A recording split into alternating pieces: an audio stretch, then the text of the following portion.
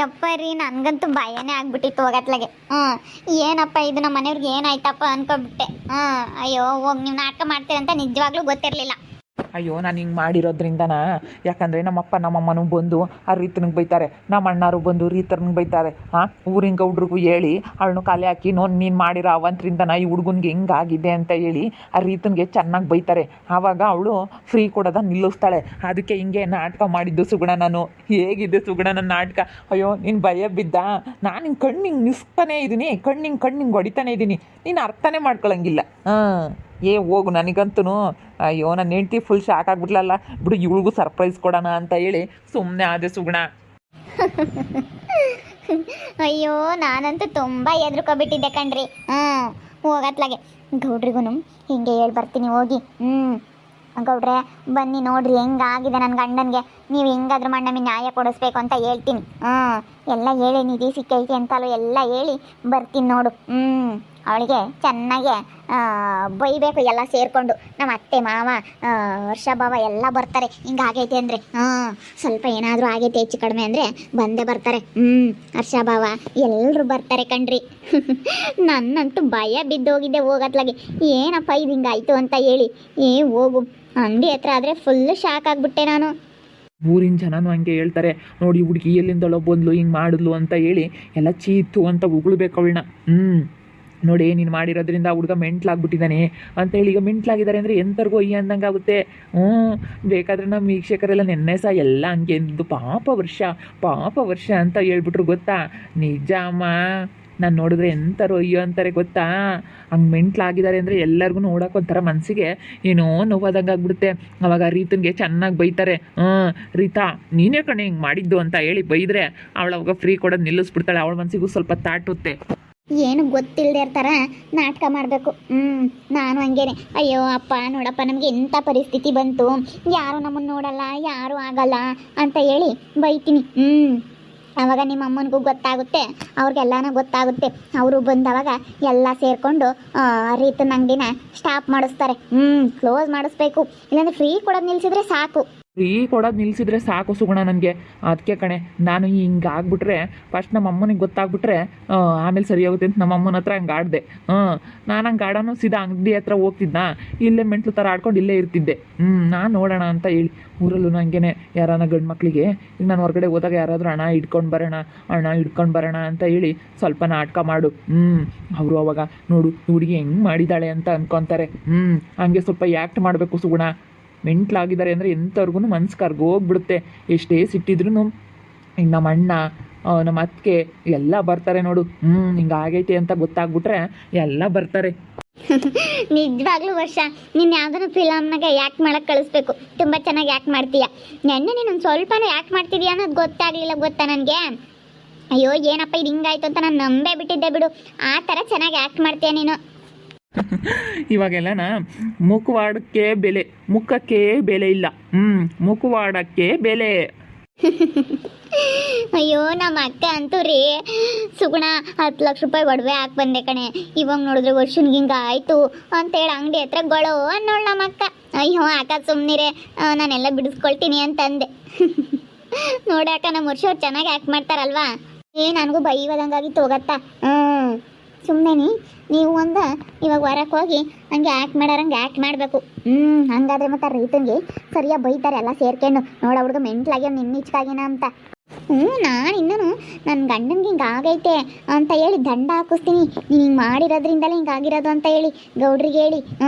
ಅವಾಗ ಗೌಡ್ರೂ ದಂಡ ಕೊಡಿಸ್ತಾರೆ ಅವಳ್ತಾಗಿ. ನಾವು ಹೆಂಗೆ ಇವಾಗ ದಂಡ ಕಟ್ಕೊಟ್ಟಿದ್ದೀವೋ ಅವರು ಹಂಗೆ ದಂಡ ಕಟ್ಕೊಡ್ಬೇಕಣೆ ಅಕ್ಕ. ಹಂಗೆ ದಂಡ ಹಾಕಿಸ್ತೀನಿ ನೋಡು ನಾನು. ಸುಮ್ಮನೆ ಅನ್ಕೊಬಿಟ್ಟಿದ್ದಾರೆ ಈ ಸುಗುಣ ಅಂದರೆ. ಅವಳು ರಂಗೋಲಿ ಕೆಳಗೆ ಚಾಪೆ ಕೆಳಗೆ ನುಗ್ಗಿದ್ರೆ ನಾನು ರಂಗೋಲಿ ಕೆಳಗೆ ನುಗ್ಗಿಬಿಡ್ತೀನಿ ನಾನಂತ ಸುಗುಣ. ಈ ಸುಗುಣ ನಾನು ನೋಡಿಲ್ಲ ಅವಳು ಇನ್ನೂ ಎಂಥವಳು ಅಂತ ಹೇಳಿ. ನಾನು ಈ ಸುಗುಣನ್ಗೆ ಹಿಂಗೆ ಕಣ್ಣು ಮಿಟುಕ್ಸ್ತಾನೆ. ಈ ವಿಷಯ ನಮ್ಮ ಮನೆಗಳವ್ರಿಗೆ ಅಷ್ಟೇ ಗೊತ್ತಿರಬೇಕು ಅಕ್ಕ, ಬೇರೆ ಯಾರಿಗೂ ಗೊತ್ತಾಗೋದು ಬೇಡ. ನಾಟಕ ಮಾಡ್ತಾ ಇದ್ದೀನಿ ಅಂತ ಹೇಳಿ. ಅಯ್ಯೋ ನಾವು ನಿಮ್ಗಿನ್ನ ಚೆನ್ನಾಗಿ ನಾಟಕ ಮಾಡ್ತೀವಿ ಬಿಡ್ರಿ. ನೀವೇ ನಾಟಕ ಮಾಡೋದು ನಮಗೆ ಕಲಿಸಿದ್ದೀರಾ ಅಂತಂದ್ರೆ ನಾನು ನಿಮ್ಗಿನ್ನ ಚೆನ್ನಾಗಿ ನಾಟಕ ಮಾಡ್ತೀನಿ.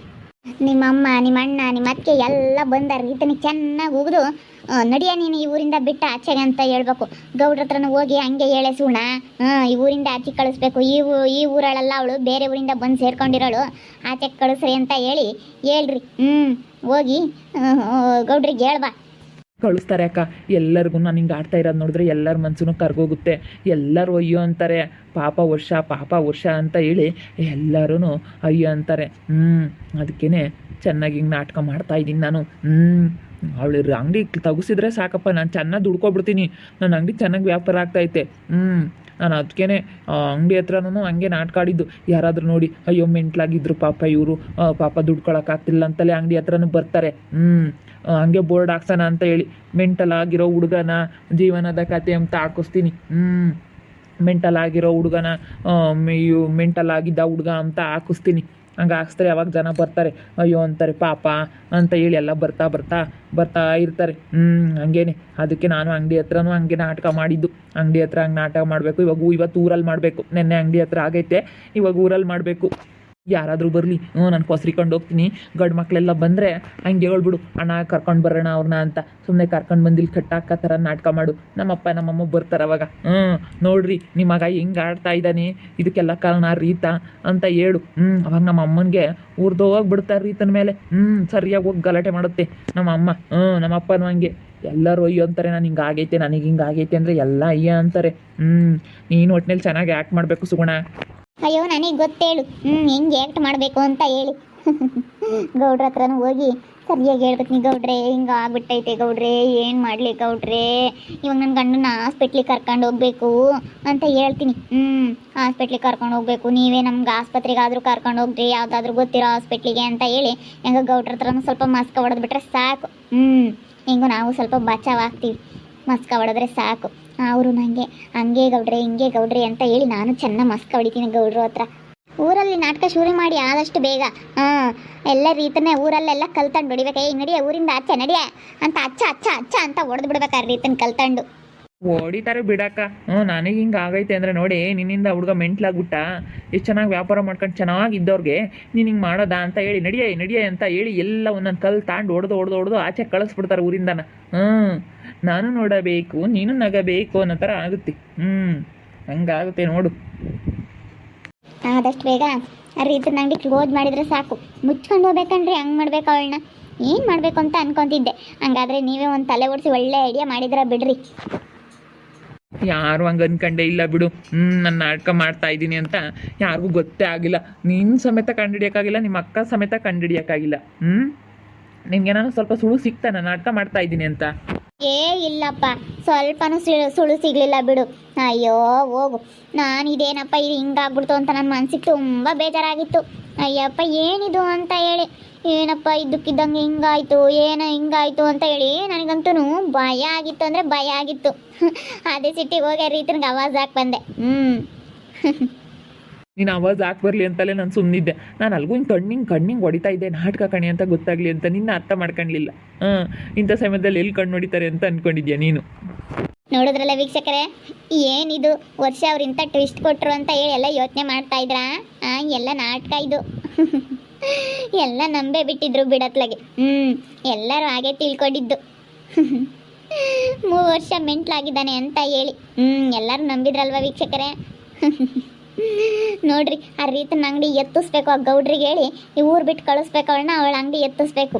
ಈ ಊರಲ್ಲೆಲ್ಲ ಕಲ್ತಂಡು ಹೊಡಿಬೇಕು ಅವಳನ್ನ. ನಮ್ಮ ಅತ್ತೆ ಮಾವ, ನಮ್ಮ ವರ್ಷ ಬಾವ ಎಲ್ಲ ಬಂದು ಚೈತ್ರಾಕ ಎಲ್ಲ ಬರ್ತಾರೆ. ಹಿಂಗಾದ್ರೆ ಅವ್ರಿಗೂ ಎಲ್ಲ ವಿಷಯ ಗೊತ್ತಾದ್ರೆ ಎಲ್ಲ ಬಂದುಬಿಟ್ಟು ಆ ರೈತನಿಗೆ ನೋಡೇ ರೀತಾ ನೀನು ಮಾಡಿರೋದ್ರಿಂದ ವರ್ಷನಿಗೆ ಪಾಪ ಹೇಗೆ ಆಗಿದೆ, ಮೆಂಟ್ಲಾಗಿದ್ದಾರೆ ಅಂದರೆ ಎಂಥರಿಗೂ ಮನಸ್ಸು ಅಯ್ಯೋ ಅನ್ನುತ್ತಂತೆ.